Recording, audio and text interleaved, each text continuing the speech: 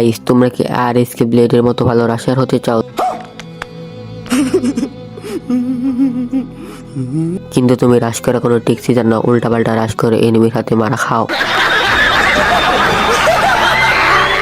তাহলে এই ভিডিওটা তোমাদের জন্য খুবই গুরুত্বপূর্ণ, কারণ আমি এই ভিডিওতে দেবো সেরা 5টি টিপস এন্ড ট্রিক্স এবং 4 এবং 5 নাম্বার টিপসটি তোমাদের জন্য খুবই গুরুত্বপূর্ণ।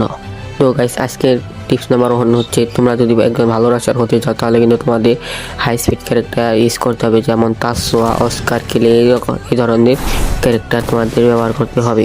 টিপস নাম্বার 2 হচ্ছে, তোমাদের কাছে যদি গ্রেনেড গ্লুমেটার থাকে তাহলে তোমরা এগুলো সবগুলো মেরে দেবে, তাহলে এনিমি ভয় পেয়ে যাবে এবং তোমরা এনিমিকে সহজেই মারতে পারবে। টিপস নাম্বার 3 হচ্ছে, তোমাদের কিন্তু ফার্স্ট ওয়াল মারতে হবে।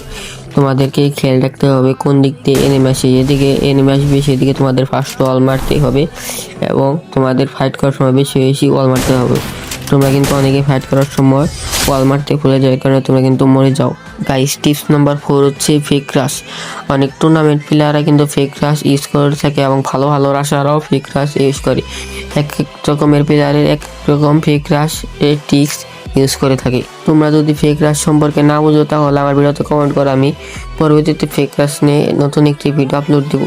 গাইস, টিপস নাম্বার 5 হচ্ছে, তোমরা যদি একজন ভালো রাশার হতে চাও তাহলে তোমাদের 1 ভার্সেস 1 ফাইট তোমাদের অ্যাভয়েড করতে হবে। তোমাদের সবসময় তোমাদের টিমমেটের সাথে একসাথে থাকতে হবে এবং তোমরা টিমমেটের সাথে তোমাদের একসাথে এসে ফাইট করতে হবে।